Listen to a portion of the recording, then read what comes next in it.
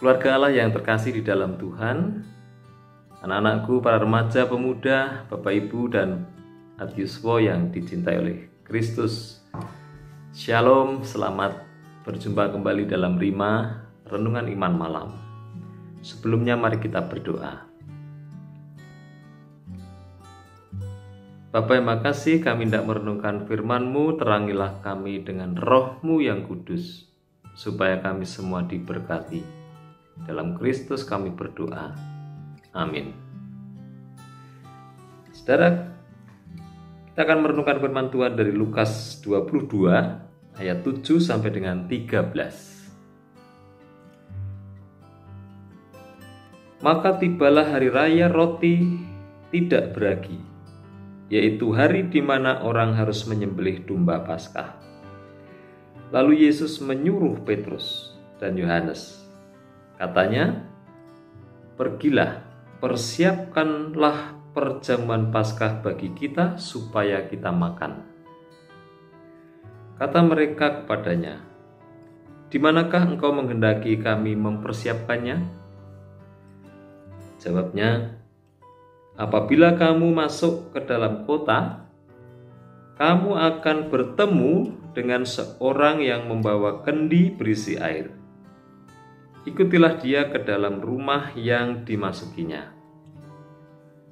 Dan katakanlah kepada tuan rumah itu, 'Guru bertanya kepadamu, di manakah ruangan tempat aku bersama-sama dengan murid-muridku akan makan Paskah?' Lalu orang itu akan menunjukkan kepadamu sebuah ruangan atas yang besar yang sudah lengkap. Disitulah kamu harus mempersiapkannya." Maka berangkatlah mereka dan mereka mendapati semua seperti yang dikatakan Yesus kepada mereka. Lalu mereka mempersiapkan Paskah.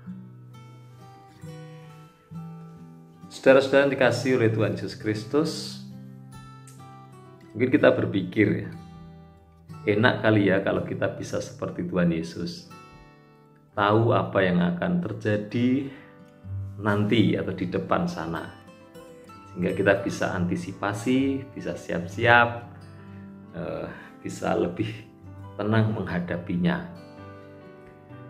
Dalam berbagai kesempatan memang di Alkitab diceritakan bagaimana Tuhan Yesus tahu apa yang akan terjadi di depan.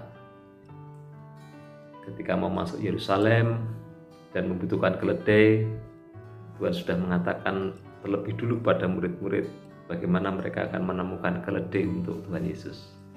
Dan bacaan yang berupa saja kita baca juga jelas menceritakan bagaimana Tuhan Yesus sudah tahu apa yang akan terjadi ketika murid-murid harus mempersiapkan perjamuan Paskah untuk mereka semua.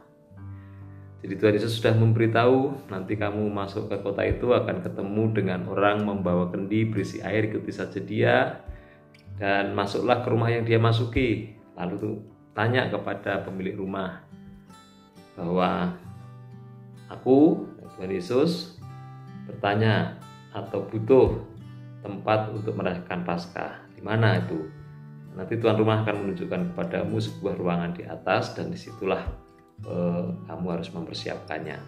Jadi saudara-saudara yang terkasih, semua kemudian dilakukan oleh para murid dan mereka mendapati persis seperti apa yang dikatakan oleh Tuhan Yesus. Nah, saudara-saudara yang terkasih di dalam Tuhan Yesus Kristus, jadi mengapa ya Tuhan tidak memberi saya pengetahuan tentang apa yang akan terjadi dalam hidup saya atau apa yang akan dialami orang sehingga saya bisa mengantisipasi atau menolong orang lain mengantisipasi apa yang akan dialaminya. Saudara-saudara yang terkasih, mungkin kelihatannya indah kalau kita tahu semuanya yang akan terjadi di depan. Tetapi saya kira tidak selalu demikian. Kalau saya tahu apa yang akan terjadi di depan, mungkin hidup saya tidak akan damai sejahtera. Dan akan mengalami guncangan-guncangan yang luar biasa. Artinya ketika saya tahu besok saya akan menerima sesuatu yang menyenangkan, saya sudah bergembira dari sekarang. Tetapi kalau saya tahu hari berikutnya saya akan mengalami sesuatu yang mengerikan, maka kegembiraan itu serta-merta sirna. Jadi saudara-saudara, alangkah menakutkannya kalau kita ini tahu apa yang akan terjadi. Oh, besok saya akan sakit, besok saya akan jatuh, besok saya akan dipanggil Tuhan misalnya. Jadi saudara-saudara, Tuhan itu sangat wise ya, sangat bijaksana. Bahwa mengapa kita tidak tahu apa yang akan terjadi kelak atau nanti? Ya karena Tuhan tahu kita tidak akan kuat menjalani hidup yang seperti itu. Itu yang pertama. Lalu yang kedua, disitulah gunanya iman. Jadi iman itu dibutuhkan, dan iman itu tumbuh justru karena kita tidak tahu apa yang ada di depan. Iman dibutuhkan sebab iman itu adalah keyakinan dan kepercayaan kepada Allah, dan Allah itu tahu apa yang akan terjadi di sana. Jadi saudara-saudara terkasih dalam Tuhan Yesus Kristus, ibarat seorang turis, perjalanan hidup itu seperti kita sedang berekreasi di suatu tempat yang tidak kita kenal. Lalu kita akan pergi ke tempat-tempat wisata di daerah itu. Maka yang kita butuhkan adalah guide. Guide yang tahu tentang tempat-tempat yang akan kita tuju. Guide yang sudah melihat apa yang akan kita lihat. Guide yang sudah tahu betul apa yang kita belum tahu. Nah, itu sebabnya atau seperti itulah sebenarnya beriman. Tuhan tahu apa yang ada di depan kita. Kita tidak tahu apa-apa, namun kita akan menjalaninya. Apa yang harus kita lakukan? Yang harus kita lakukan adalah, Tuhan, jadilah guide-ku. Karena Engkau tahu apa yang ada di sana.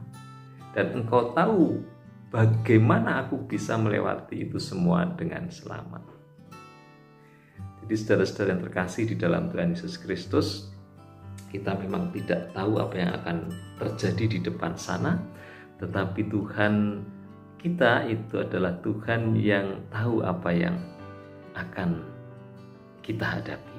Oleh karena itu marilah kita jadikan Tuhan sebagai guide yang akan menunjukkan kepada kita jalan yang harus kita lewati, karena hanya Dia yang tahu jalan paling aman dan jalan yang akan membawa keselamatan. Tuhan memberkati. Amin. Mari kita berdoa. Bapa yang Maha Kasih, kami tidak tahu akan hari esok. Bahkan sedetik di depan kami pun tidak bisa memprediksi apapun. Karena itu, tuntunlah hidup kami ini, jadilah guide dalam kehidupan kami, supaya kami tidak tersesat. Inilah hidupku ya Tuhan, tuntunlah dengan tangan kasih-Mu. Dalam Kristus kami berdoa. Amin.